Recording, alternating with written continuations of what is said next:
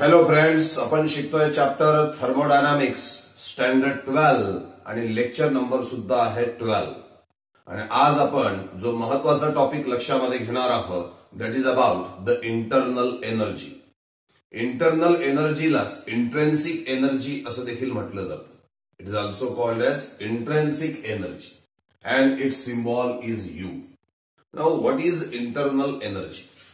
कुठलाही सबस्टन्स म्हटला की त्यामध्ये पार्टिकल्स असतात आणि हे जे पार्टिकल्स आहे त्या पार्टिकल्सला एक विशिष्ट पोझिशन असते, त्याचबरोबर त्यांना एक मोशन पण असते. मग त्या सबस्टन्सच्या आतमध्ये जे पार्टिकल आहे त्यांच्या पोझिशनमुळे आणि त्यांच्या मोशनमुळे त्या सबस्टन्सला जी एनर्जी मिळते त्याला म्हटलं जातं इंटरनल एनर्जी. मी या ठिकाणी तो जो सबस्टन्स आहे त्याची पोझिशन किंवा त्याची मोशन हे सांगितलेलं नाही.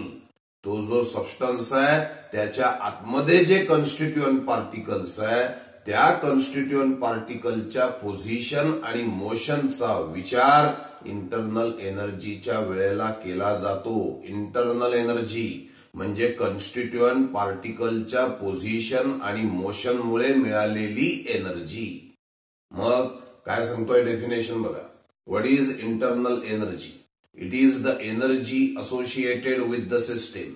It is the energy associated with the system. कशामुळे? Due to position and motion of the constituent particle present in it. That is called as internal energy. बघा, energy stored in a substance. कशामुळे? Due to motion and position. कोणाची? Of the constituting particles present in it. That is called as internal energy. Internal energy is a grand total energy of the substance. मग त्यामध्ये कोणाकोणाचा विचार होणार आहे बघा. पहिला मुद्दा, त्या इंटरनल एनर्जीचा अर्थ काय? It is the sum of कोणाकोणाची बेरीज आहे. इंटरनल एनर्जी मध्ये कोणाकोणाचा अंतर्भाव आहे हे लक्षात घ्या. पहिले, kinetic energy of all molecule ion atoms of the system. Kinetic energy of all atom ion और मॉलिक्यूल ऑफ द सिस्टीम. त्या सिस्टीमच्या आतमध्ये जेवढे ऍटम्स आहे, जेवढे आयन्स आहे, जेवढे मॉलिक्युल्स आहे त्या सगळ्यांच्या कायनेटिक एनर्जीचा अंतर्भाव हा इंटरनल एनर्जी मध्ये होत असतो. त्याचबरोबर हे जे सगळे पार्टिकल्स आहे, ऍटम्स, आयन्स, मॉलिक्युल्स, यांच्यामध्ये जे काही फोर्सेस आहे, यांच्यामध्ये जे काही फोर्सेस आहे त्यामुळे जी पोटेन्शियल एनर्जी तयार होते, पोटेन्शियल एनर्जी प्राप्त होते, त्याचा पण समावेश, त्याचा पण अंतर्भाव हा इंटरनल एनर्जी मध्ये होत असतो. त्याचबरोबर हे जे काही ऍटम्स, आयन्स, मॉलिक्युल्स आहे त्यांच्या आतमध्ये जे न्यूक्लियाय आणि इलेक्ट्रॉन्स आहे तर त्या न्यूक्लियाय आणि इलेक्ट्रॉन्सची जी कायनेटिक एनर्जी आणि पोटेन्शियल एनर्जी आहे त्याचा सुद्धा समावेश हा इंटरनल एनर्जी मध्ये केला जातो. आणि त्याचबरोबर जे mass associated mass of the system जे आहे त्या सिस्टीमचं जे मास आहे त्या सिस्टीमच्या मासमुळे जी काही एनर्जी प्राप्त होते ती सुद्धा इंटरनल एनर्जी मध्ये अंतर्भाव केलेली आहे. बघा मग, what is internal energy? Internal energy is a grand total energy of the system and it is the sum of, पहिला मुद्दा, kinetic energy of all atoms, ions and molecules of the substance किंवा of the system. दुसरं, potential energy associated with the force between all these atoms, ions and molecule. तिसरं, the kinetic energy and potential energy, kinetic energy and potential energy of the nuclei and electrons present in that constituting particle.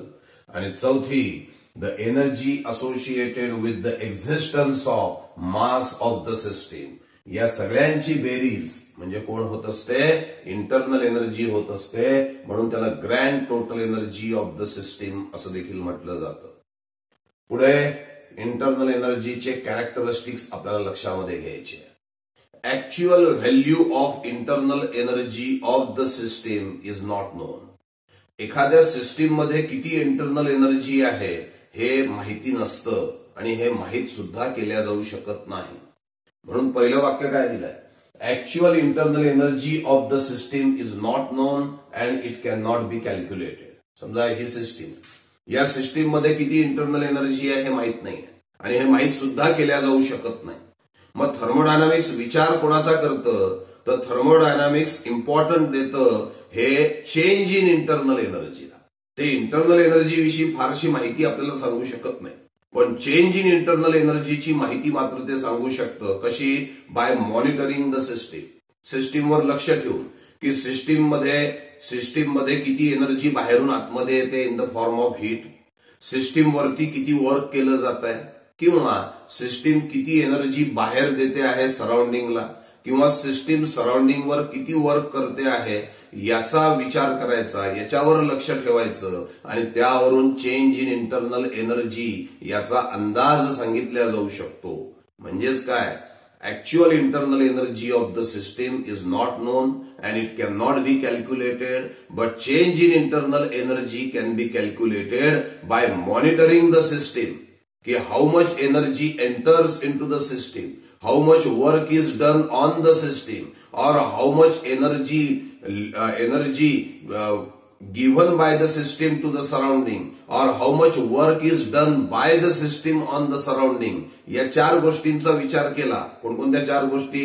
सिस्टीमला किती energy मिळाली किंवा सिस्टीमने किती energy दिली, सिस्टीमवर किती वर्क डन झालं किंवा सिस्टीमनी किती वर्क डन केलं, या 4 गोष्टींचं मॉनिटरिंग केलं की या सिस्टीमची चेंज इन इंटरनल एनर्जी किती आहे, किती इंटरनल एनर्जी त्याची बदलली असेल हे सांगितल्या जाऊ शकतं. पण त्या सिस्टीमची ऍक्च्युअल इंटरनल एनर्जी किती आहे हे मात्र सांगितल्या जाऊ शकत नाही.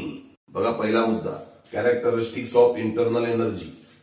Actual internal energy of the system is not known and cannot be calculated, but change in internal energy delta U can be calculated. How it can be calculated? By monitoring the energy supplied or removed from the system as a heat or work.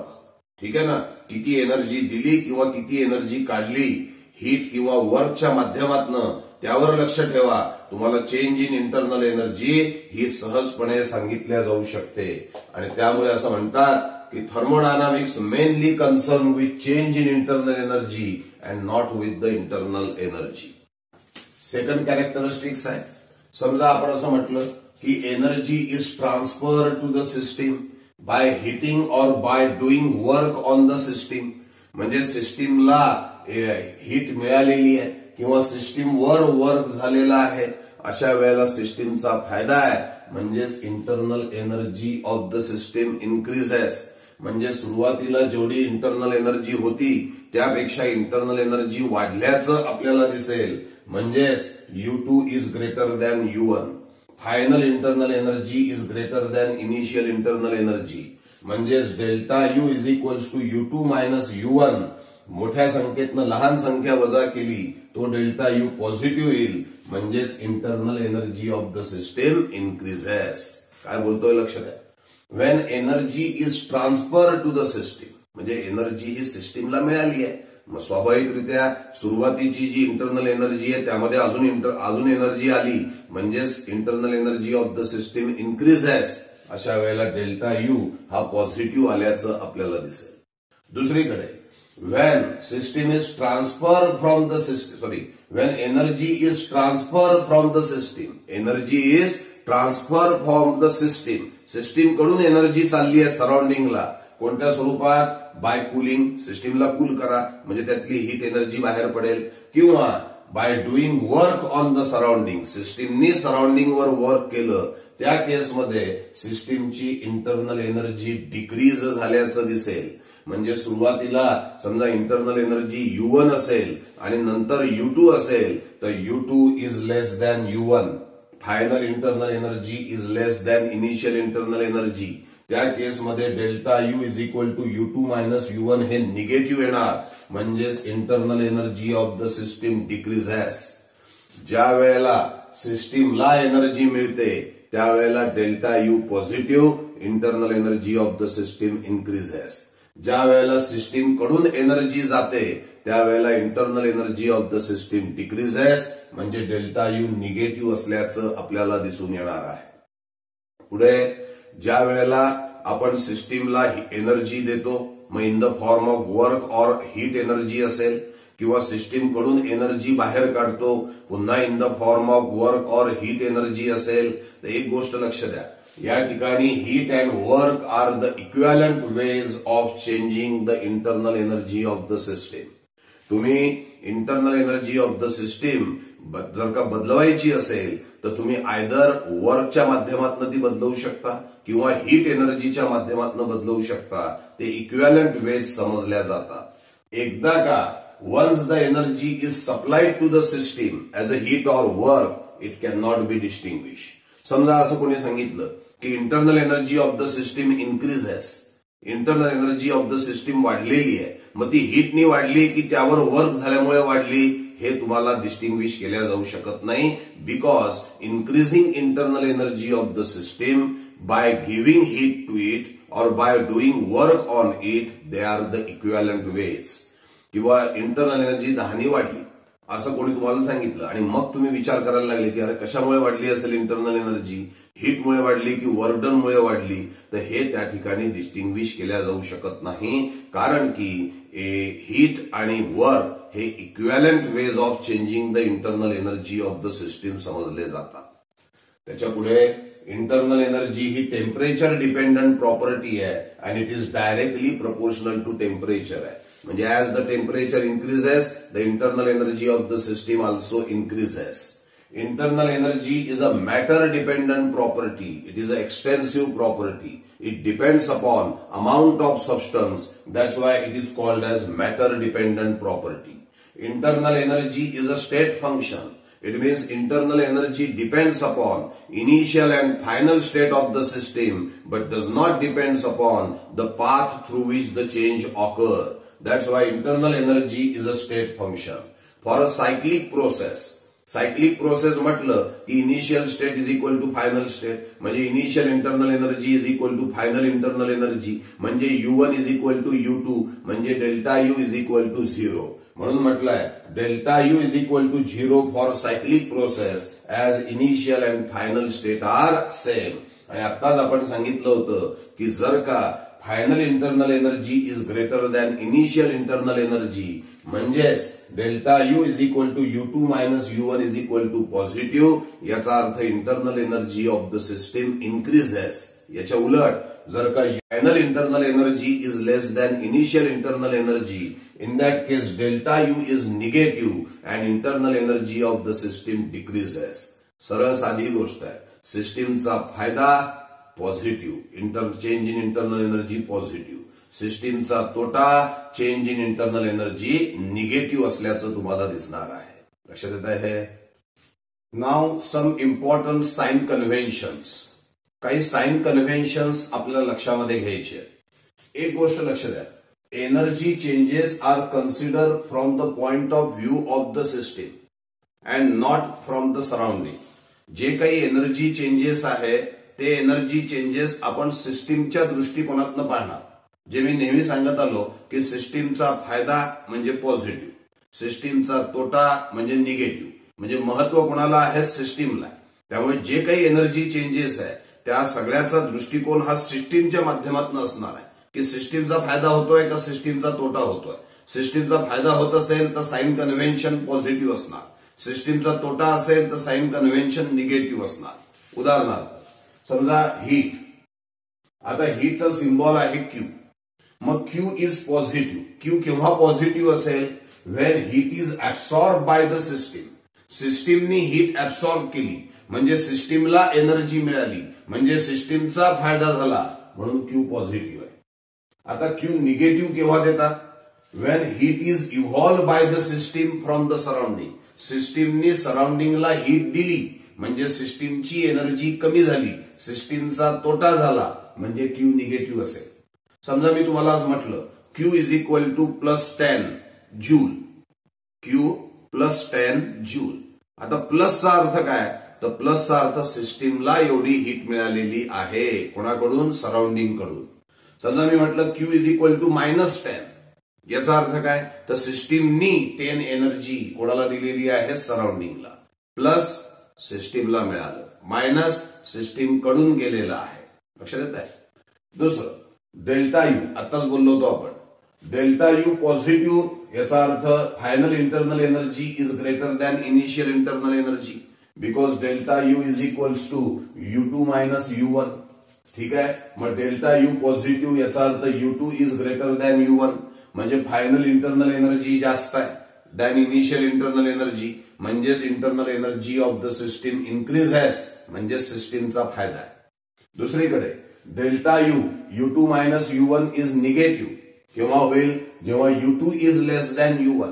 Final internal energy is less than initial internal energy म्हणजेच internal energy of the system decreases, सिस्टीमचा तोटा आहे म्हणून delta U negative दिलाय.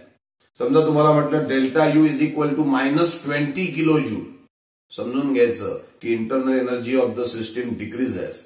Delta U is equal to +30 kilo joule, +30 internal energy of the system increases.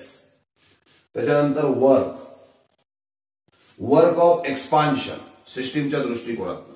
System expand झाली, system expand झाली म्हणजे कोणामध्ये शिरली, सराउंडिंग मध्ये. म्हणजे work is done by the system on the surrounding.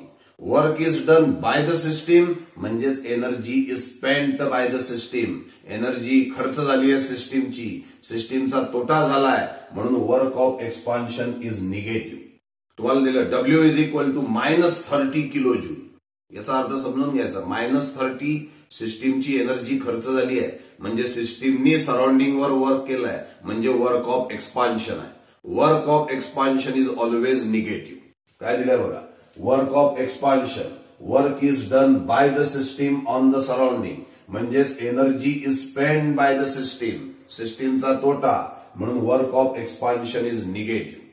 पुढे work of compression, work is done on the system by the surrounding म्हणजे सिस्टीमला एनर्जी मिळाली. That's why work of compression is always a positive. हे sign convention खूप महत्वाचे आहे, लक्षात द्या. एमसीक्यू साठी सुद्धा बोर्डामध्ये एक मार्कासाठी सुद्धा विचारतात की Q पॉझिटिव्हचा अर्थ काय, नंतर W पॉझिटिव्हचा अर्थ काय, तर ते आपल्याला स्पष्ट करून द्यावं लागतं. एकेका ओळीमध्ये उत्तर येतं. एमसीक्यू साठी महत्वाचं आहे, बोर्डासाठी महत्वाचं आहे, प्रॉब्लेम पर्पज साठी सुद्धा महत्वाचं आहे. जेव्हा प्रॉब्लेम सोडवू तेव्हा तुमच्या लक्षामध्ये येईल. पुढे या ठिकाणी explain effect on internal energy of the system. काही कंडिशन्स, काही केसेस आपल्या समोर ठेवल्या, त्यामध्ये इंटरनल एनर्जीवरती काय परिणाम होतो हे आपल्याला सांगायचं आहे. पहिले, if 20 kilo joule of work is done on the system. 20 kilo joule work कोणावर केलं, सिस्टीमवर केलं. मग सिस्टीम वर केलं म्हणजे सिस्टीमचा फायदा आणि सिस्टीमचा फायदा म्हणजे पॉझिटिव्ह. याचा अर्थ या ठिकाणी डेल्टा यू जो आहे हा असेल +20 kilo joule. +20 kilo joule. Plus का बरं, कारण work is done on the system आहे, सिस्टीमचा फायदा झालेला आहे, energy is given to the system आहे आणि म्हणून डेल्टा यू हा +20 किलो जूल असेल. या ठिकाणी if 10 kilo joule of heat is supplied to the system, सिस्टीमला हीट सप्लाय केली आहे, पुन्हा सिस्टीमचा फायदा आहे म्हणजेच internal energy of the system increases म्हणजे या केसमध्ये delta U is equals to +10 kilo joule झाल्याचं दिसून येईल. हे जर का असतं, हे दोन्ही केसेस बघू. If 20 kilo joule of work is done by the system असतं, बाय द सिस्टीम म्हणजे सिस्टीमनी एनर्जी खर्च केली होईल, मग डेल्टा यू त्या केसमध्ये -20 किलो जूल झाल्याचं दिसेल. म्हणजे work is done on the system, delta U +20 kilo joule. Work is done by the system, delta U is equal to -20 kilo joule. System वर वर्क झालं, सिस्टीमचा फायदा झाला, पॉझिटिव्ह. सिस्टीमनी वर्क केलं, सिस्टीमचा तोटा झाला, साइन कोणती येणार, निगेटिव्ह. इथे 10 kilo joule of heat is supplied to the system, सिस्टीमला मिळाली, positive. 10 kilo joule of heat is supplied by the system, सिस्टीमने हीट सप्लाय केली, डेल्टा यू येईल -10 किलो जूल कारण तेवढी एनर्जी कमी झाली आहे सिस्टीमची. आता बघा, इफ सिस्टीम रिलीजेस, सिस्टीमने दिली म्हणजे -15 किलो जूल असं होईल कारण एवढी इंटरनल एनर्जी सिस्टीमची कमी झालेली आहे. If system releases 15 kilojoule energy as a heat and does 10 kilojoule of work on surrounding, 10 kilojoule of work on the surrounding केलाय म्हणजे हे सुद्धा मायनसच असणार. म्हणजे 10 किलो -15 -10 -25 किलो जूल एवढा चेंज इन इंटरनल एनर्जी झाल्याचं दिसेल. का बरं हे मायनस? कारण सिस्टीम रिलीज आहे. का बरं हे मायनस? कारण work is done on the surrounding bye the system. दोन्ही ठिकाणी दोन्ही केसेसमध्ये सिस्टीमचा तोटा आहे, म्हणून -15 kilo joule -10 kilo joule. Total change in internal energy -25 kilo joule. म्हणजे एवढ्यानी सिस्टीमची इंटरनल एनर्जी कमी झालेली असणार आहे. पुढे 25 kilo joule work is done on the system. On the system सिस्टीमचा फायदा प्लस 25 किलो जूल. पुढे and it releases 15 kilo joule of heat. सिस्टीमने एवढी हीट रिलीज केली म्हणजे -15 किलो जूल. 25 -15 म्हणजे +10 किलो जूल एवढा change in internal energy, resultant change in internal energy असल्याचं दिसेल. सरळ आहे. सिस्टीमला काही मिळालं पॉझिटिव्हनी घ्या, सिस्टीमनी काही दिलं निगेटिव्हनी द्या. दोघांचं त्या ठिकाणी रिझल्टंट इफेक्ट बघा. तो रिझल्टंट इफेक्ट पॉझिटिव्ह असेल तर internal energy of the system increases. तो चेंज निगेटिव्ह असेल तर internal energy of the system decreases. All this is about the very important sign conventions. Thank you.